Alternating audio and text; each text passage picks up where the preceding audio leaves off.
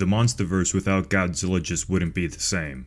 He has been the driving heartbeat for this franchise for the last decade, and without him, the MonsterVerse wouldn't exist. So make him the dang main character again, legendary. But what if the king of the monsters never appeared in this fictional universe? What if when the Mutos awakened, or when Ghidorah striked, or even when Mechagodzilla went rampant? What if Godzilla never showed up?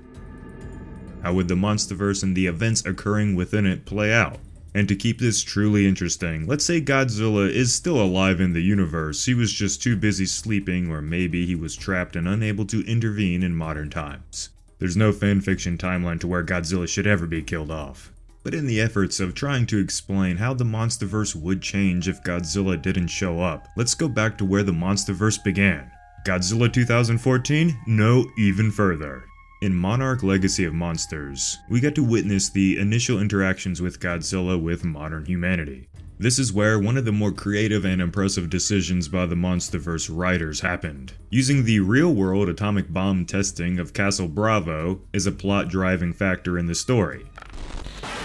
The bomb was used to try and kill Godzilla, but this, as we know, was a complete failure. In the lore, if there was no Godzilla, then there would have been a good chance that this massive atomic test might not have occurred. Once again, in the MonsterVerse, not real life. There's no actual Godzilla that we know of. On top of this, there is a good chance Monarch would have not been able to get the funding it needed to become a massive government agency. Without Godzilla, there's simply no Monarch. The expedition to Skull Island in 1973 likely never happens.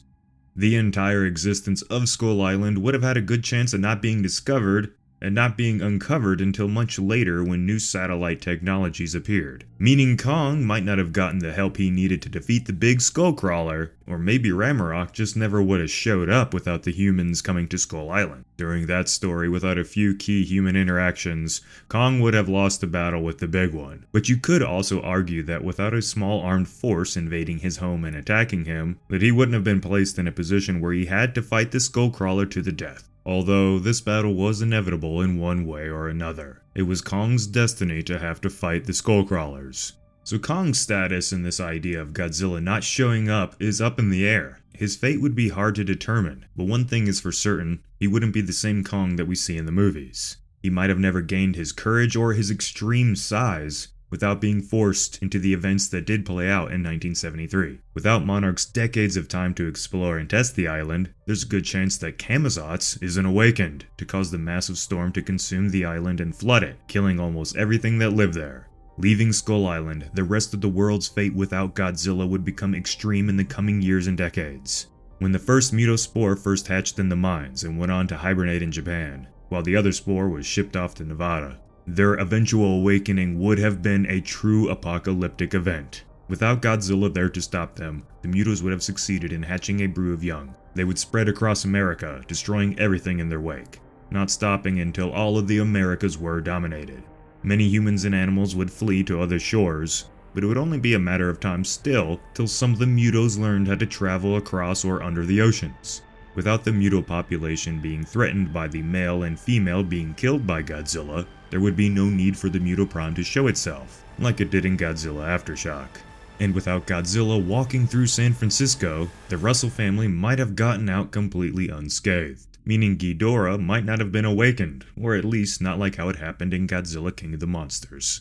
With how fast humanity reacted and made advancements in the aftershock of Godzilla and the Mutos, we can assume it would still happen in this theory. Some gifted scientist would create technology similar to the Orca, and there's a good chance that the other titans of the world would be discovered. Although, with the Muto invasion, it would not be to wanting to end the modern world like what Emma Russell and Jonah dreamt of. Creating this technology would be in the hopes that one of these other monsters might be able to stop the Muto threat. To defeat an enemy, you awaken new threats, or at least that was the plan. The other titans did hunt down and bring war to the Mutos, but they were led not by a heroic guardian, but by a twisted dictator. King Ghidorah had no one to stand in his way. In the lore, it's implied Godzilla and Shima worked together to freeze and trap Ghidorah, but whether or not the G-Man was involved in the battle or not, let's assume Shima would have still managed to freeze Ghidorah in the past. Regardless, humanity still breaks him free, unknowing of what this beast truly wanted. His own take on the domination of Earth. Without Godzilla, the surface would have been consumed by mayhem.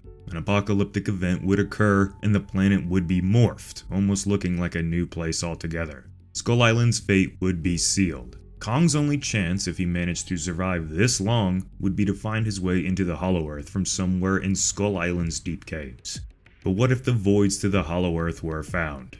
By Ghidorah. Would he stay on the surface, or would he want to also take the Titan realm for his own? He would want it all, breaching the void and emerging like a ball of electric death. He would strike the Hollow Earth lands. How Ghidorah's strange biology would affect the even stranger Hollow Earth is unknown. Perhaps he wouldn't have the power that he did on the surface, but still he would be mighty and stronger than most of the beasts down there. Most of them. But Shima was held captive and unable to fight. We know this. But Mothra and the Hollow Earth humans could. But they needed help. Turns out, Kong had survived in this theory and was driven by some deep instinct. He was able to find the Hollow Earth from an entrance on Skull Island, and quickly shot up in size. Not as large as we see him in the movies, but now in the Hollow Earth he can finally do a little growing. In a similar search for his kind that we've seen over the last two movies, Kong would open the pits to the Scar King's lair, and the events of Godzilla x Kong: The New Empire would happen again, but differently. If everything played out similar to how it did in Godzilla vs. Kong, let's say that Kong did still find an axe. But without the combat experience this time around, he would end up being defeated by Scar and, if he was lucky, allowed to live, but more than likely, Kong would die here. He might even be fed the Shima for all we know. The only way that Kong would survive this scenario now is if Mothra came to find him. If she didn't, Kong was probably gonna die here. Now allowed to roam anywhere in the Hollow Earth, the Scar King would see Ghidorah as a clear, massive threat and would not hesitate to call Shima and force her to fight. He had to defeat this dragon before he could conquer the world. This would have been a hard battle to see who would emerge victorious, but if you listen to the lore from the New Empire, Shima was evenly matched with a Godzilla who was over 20 times more powered up than the version that fought Ghidorah. And even though the strength of this burning Godzilla is still largely mysterious, would it have been much stronger than Godzilla evolved?